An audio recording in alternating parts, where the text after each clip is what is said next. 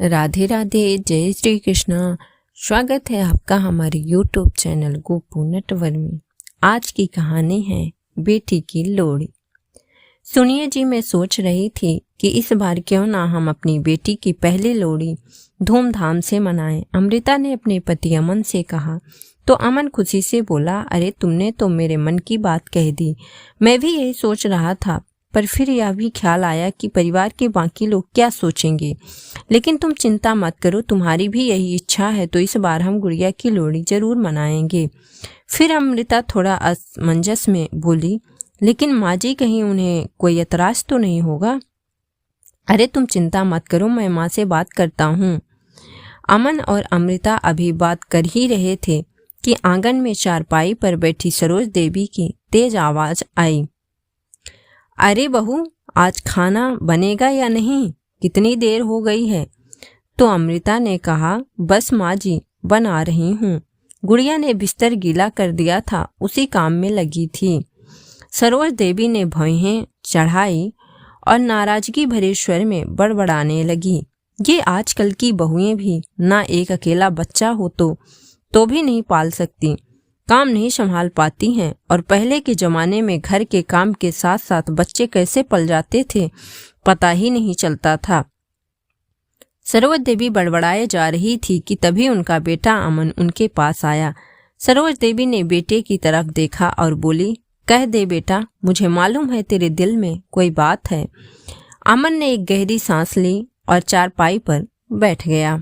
फिर चेहरे पर खुशी के भाव लिए बोला, माँ आपको पता है, शादी के 5 साल बाद हमारी गुड़िया हमारी जिंदगी में आई थी। कितनी मन्नतें मांगी थी हमने, और जब जाकर भगवान ने हमें ये खुशी दी। अब लोहड़ी आ रही है तो इस बार मैं और अमृता सोच रहे हैं कि गुड़िया की पहली लोहड़ी धूमधाम से मनाएं। सरोज देवी की मुस्कान अचानक गायब हो गई और चेहरे पर कठोरता के भाव आ गए।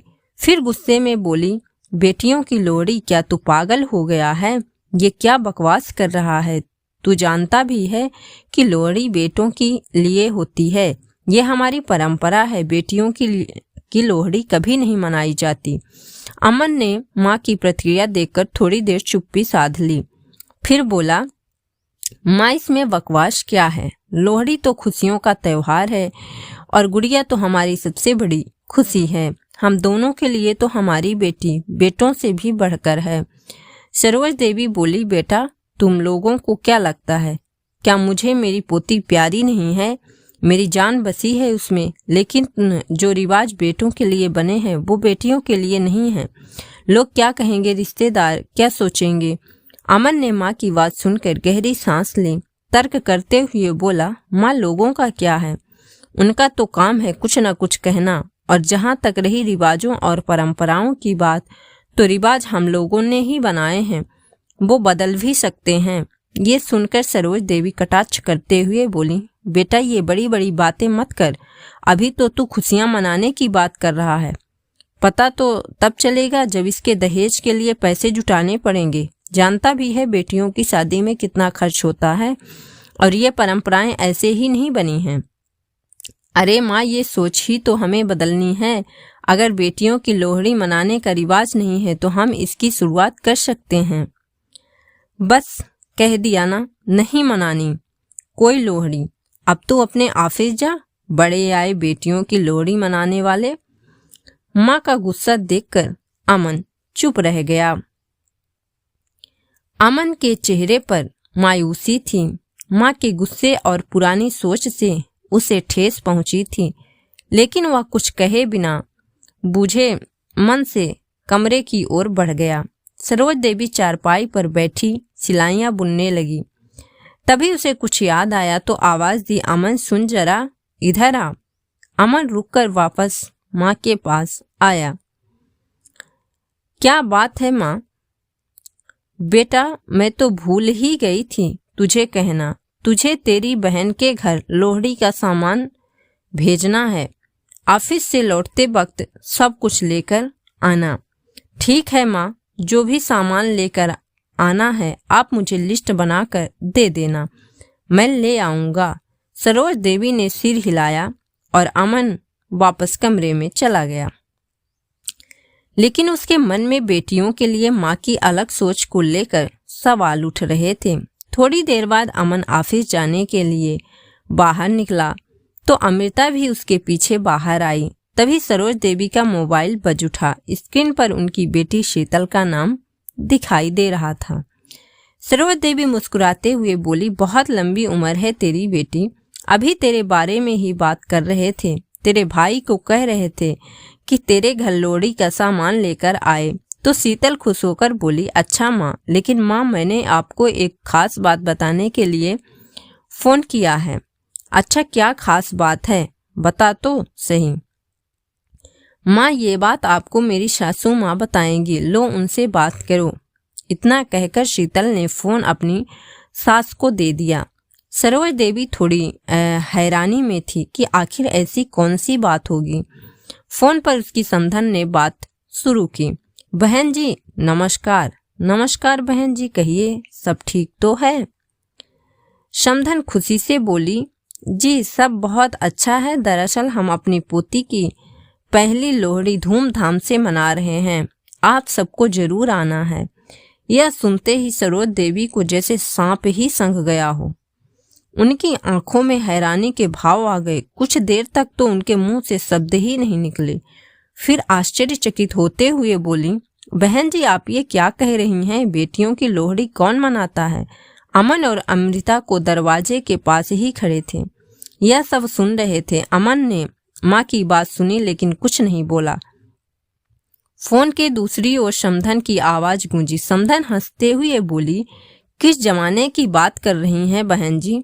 अब समय बदल गया है, बेटियां घर की रौनक होती हैं और हमारी पोती तो हमारे घर की सबसे बड़ी रौनक है। हमने सोचा क्यों ना उसकी पहली लोहड़ी खास तरीके से मनाई जाए। सरोज देवी नाराजगी भरे स्वर में, पर ये सब तो रिवाजों के खिलाफ है, लोहड़ी तो बेटों की होती है। अरे बहन जी, रीति रिवाज हम बनाते हैं और जरूरत पड़ने पर बदल भी सकते हैं। जब तक हम बेटियों को बराबर सम्मान नहीं देंगे तब तक समाज में बदलाव कैसे आएगा? और आप तो खुद एक बेटी की माँ हैं, आप ही ऐसी बातें करेंगी तो बाकी लोगों से हम बेटियों को बराबरी का हक देने की उम्मीद कैसे कर सकते हैं? सरोज देवी कुछ पल के लिए चुप हो गई। वह नहीं समझ पा रही थी कि क्या कहें। फोन पर औपचारिक बातें खत्म करके उन्होंने कॉल काट दिया। अमन जो यह सब देख रहा था माँ के पास आया और धीमे स्वर में बोला, माँ क्या हुआ, क्या कहते थे वो? तो नजरें चुराते हुए सरोज देवी बोली, वो शीतल की बेटी की पहली लोहड़ी है ना, उसी का फंक्शन कर रहे हैं, हम सबको बुलाया है। देखा आपने, शीतल के ससुराल में भी तो बेटियों की लोहड़ी मनाई जा रही है। अगर हम भी गुड़िया की अब पहली लोहड़ी मना लेते तो क्या गलत होता? और वैसे भी समाज में सुधार लाने की पहल किसी न किसी को तो करनी ही पड़ती है, तो फिर हम क्यों नहीं कर सकते? और वैसे भी आजकल बेटियां और बेटों में कोई फर्क नहीं है। अगर बेटों की लोहड़ी मनाते हैं तो बेटियों की क्यों नहीं? और जिन लोगों और रिश्तेदारों की आप बात कर रही हैं उनमें से बहुत से लोगों के घरों में ऐसे बेटे हैं जो अपने माँ बाप को पूछते तक नहीं, उन्हें ठोकरें मारते हैं, क्या क्या बातें सुनाते हैं।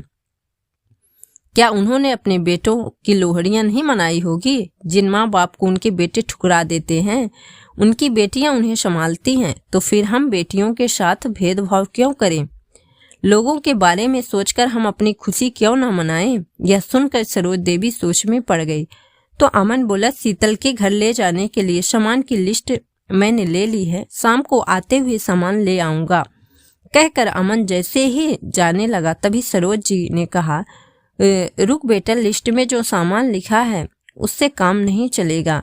अमन ने माँ को प्रश्नवाचक निगाह से देखा तो माँ मुस्कुराते हुए बोली, बेटा अब अपने घर में लोहड़ी मनानी है तो सामान तो अच्छा खासा मंगवाना पड़ेगा ना।